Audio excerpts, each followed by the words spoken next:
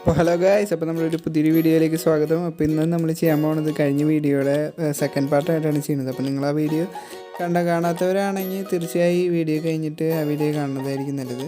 അപ്പോൾ പിന്നെ നമുക്കെന്താ ഇനി വെറുതെ അധികം പറഞ്ഞ് സമയം കളയുന്നില്ല. Without any further ado let's dive into our video.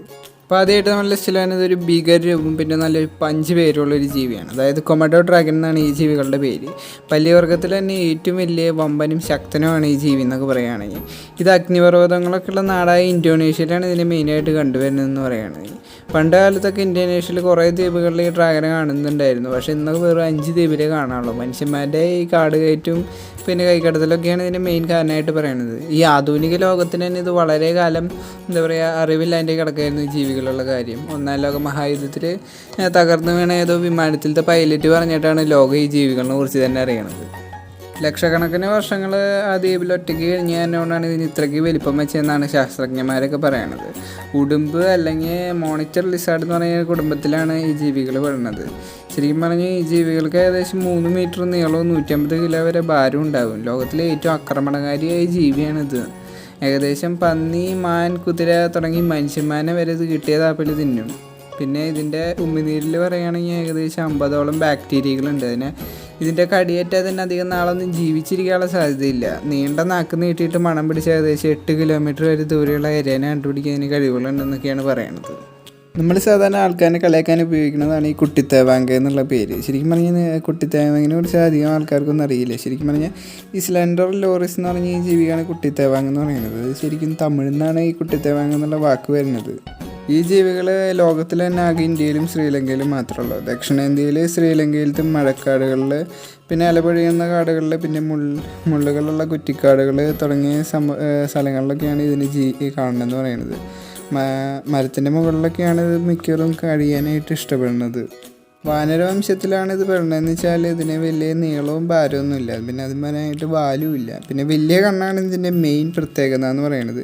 ഈ പ്രാണികളും ഇലകളും പൂക്കളും തുടങ്ങിയതാണ് ഇതിൻ്റെ ഭക്ഷണം എന്നൊക്കെ പറയുന്നത്. ശരിക്കും പറഞ്ഞാൽ ഈ ജീവികളൊക്കെ ഇന്ന് വംശനാശ ഭീഷണിയിലാണ്. ഇവയ്ക്ക് ഔഷധ ഗുണം ഉണ്ടെന്നുള്ള ധാരണയിലാണ് മനുഷ്യന്മാർ വേട്ടയാടുന്നതാണ് മെയിൻ കാരണം. തൂങ്ങിക്കിടക്കണ മൂക്കെന്ന് പറയുന്നത് ചില കാർട്ടൂണിലൊക്കെ നമ്മൾ ചിലപ്പോൾ കണ്ടിട്ടുണ്ടാവും. ശരിക്കും ഇങ്ങനത്തെ മൂക്കുള്ള കുറേ കുരങ്ങന്മാരുണ്ട്. ആ മൂക്കിന് പറയുന്നതാണ് പ്രൊബോസിസ്.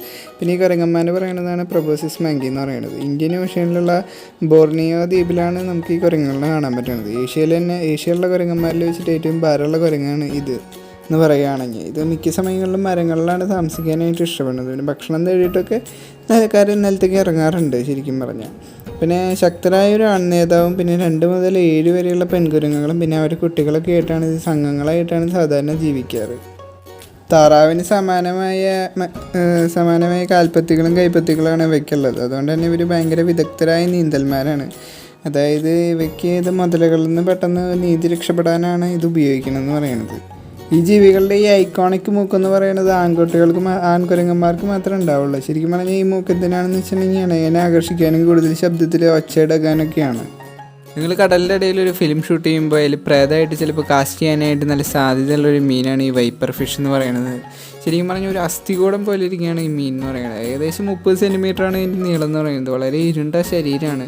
പിന്നെ അതിൻ്റെ ശരീരത്തിന് ചേരാത്തത് നല്ല വലിപ്പമുള്ളൊരു വായാണ്. വായിലാണ് ഞങ്ങൾക്ക് കൂർത്ത പല്ലുകൾ. ശരിക്കും കണ്ടാൽ തന്നെ ഒരു ഭയങ്കര ഈ രൂപമുള്ള ഈ മീനാണ്. വളരെ ഭയങ്കരമായ ഒരു ഇരപടിയുള്ള ഒരാളാണ് ഈ മീൻ എന്ന് പറയുകയാണെങ്കിൽ. ധ്രുവപ്രദേശങ്ങളിലൊഴികെ ബാക്കിയുള്ള എല്ലാ സ്ഥലങ്ങളിലും ഈ മീനിനെ കാണുന്നതാണ് പൊതുവെ പറയപ്പെടുന്നത്. ശരിക്കും അതിൻ്റെ തലയുടെ മുകളിൽ ഹെഡ്ലൈറ്റ് പോലത്തെ ഒരു ലൈറ്റ് വെച്ചിട്ടാണ് ഈ മീനുകളെ ഹിപ്നോട്ടിസം ചെയ്തിട്ടാണ് പിടിക്കണമെന്ന് പറയുകയാണെങ്കിൽ. ഇത് വയറ്റിൽ ഈ ഭക്ഷണം സൂക്ഷിച്ച് വയ്ക്കാൻ പറ്റണതുകൊണ്ട് ദിവസങ്ങളോളം ഇതിന് ഭക്ഷണമെല്ലാം അനുജീവിക്കാനും പറ്റും. അപ്പോൾ അവസാനമായിട്ട് നമ്മുടെ ലിസ്റ്റിൽ വരുന്നതാണ് എക്സ്റേ ടെട്ര എന്ന് പറഞ്ഞ ഈ ജീവി. ഈ പേര് പോലെ തന്നെ ഇതിൻ്റെ ബോഡി ഏകദേശം ഒരു ട്രാൻസ്പാരൻ്റ് ആണ് ശരിക്കും പറയുകയാണെങ്കിൽ. ഇത് കണ്ടുവരുന്നത് എവിടെയാണെന്ന് വെച്ചിട്ടുണ്ടെങ്കിൽ സൗത്ത് അമേരിക്കയിലുള്ള ആമസോണിലുള്ള ഒറീനോക്കോ നദിയിലാണ് ഈ ശുദ്ധജല മത്സ്യമായി ഇതിനെ കണ്ടുവരുന്നതെന്ന് പറയുകയാണെങ്കിൽ. ഇന്ന് മനുഷ്യന്മാർ ഇതിനെ മെയിനായിട്ട് അക്വേറിയത്തിലൊക്കെ വളർത്താനാണ് ഉപയോഗിക്കുന്നതെന്ന് പറയുന്നത്.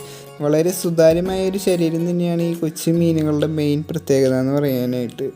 ഈ ജലാശയങ്ങളിലൊക്കെ നല്ല ആഴമുള്ള ഭാഗങ്ങൾ വലിയ കൂട്ടങ്ങളൊക്കെ ആയിട്ടാണ് ഈ ജീവികൾ കഴിഞ്ഞുകൂടാറ്. ഇത് കീടങ്ങളും മറ്റ് ചെറു ജീവികളും പിന്നെ ജലസസ്യങ്ങളൊക്കെയാണ് ഇതിൻ്റെ മെയിനായിട്ട് ഇതിൻ്റെ തീറ്റ എന്ന് പറയുന്നത്.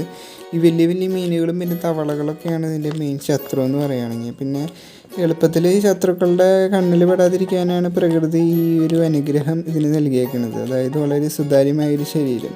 എപ്പോഴും വെള്ളം ഇങ്ങനെ ഇതായിക്കൊണ്ടിരിക്കുമ്പോൾ പിന്നെ പെട്ടെന്ന് ഇതിനെ കണ്ടുപിടിക്കുക എന്ന് പറയുന്നത് അത്ര എളുപ്പമുള്ള കാര്യമല്ലല്ലോ. അതുകൊണ്ട് തന്നെയാവും ഈ സുതാര്യമായ ഈ മത്സ്യം എന്ന് പറയുന്നത് അല്ലേ. അപ്പോൾ നിങ്ങൾക്ക് വീഡിയോ ഇഷ്ടപ്പെട്ടെന്ന് ഞാൻ വിചാരിക്കുകയാണ്. അപ്പോൾ നിങ്ങൾക്ക് ഇഷ്ടപ്പെട്ടെങ്കിൽ തീർച്ചയായും ലൈക്ക് ചെയ്യാനും സബ്സ്ക്രൈബ് ചെയ്യാനും മറക്കരുത്. അപ്പോൾ പിന്നെ ഞാൻ ശരിക്കും വിചാരിച്ചു ഇതിനൊരു 3rd പാർട്ടും പിന്നെ ഒരു 4th പാർട്ടും കൂടി ചെയ്യാമെന്ന്. പിന്നെ ഞാൻ വിചാരിച്ചു ഇതെന്താ ഒരു ഇൻഫോർമേറ്റീവ് ചാനൽ, ഇതിലതിനെ ഇത് ആനിമൽസിൻ്റെ അധികം വീഡിയോസും ചെയ്യേണ്ടത് നാഷണൽ ജിയോഗ്രഫി എന്നല്ലല്ലോ. അപ്പോൾ പിന്നെ ഞാൻ അത് ഇതാക്കുകയാണ്. അപ്പോൾ മിക്കവാറും തന്നെ ആവും ഇതിൻ്റെ ലാസ്റ്റ് പാർട്ട് എന്ന് പറയുകയാണെങ്കിൽ. എന്നാലും ഇതിന് കുറേ ലൈക്ക് കിട്ടുകയാണെങ്കിൽ ഞാൻ ഇതിൻ്റെ ഒരു 3rd പാർട്ട് ചെയ്യാനായിട്ട് ആലോചിക്കട്ടെ. എന്നാലും അധികം പെട്ടെന്നൊന്നും ഉണ്ടാവില്ല. അപ്പോൾ ബൈ.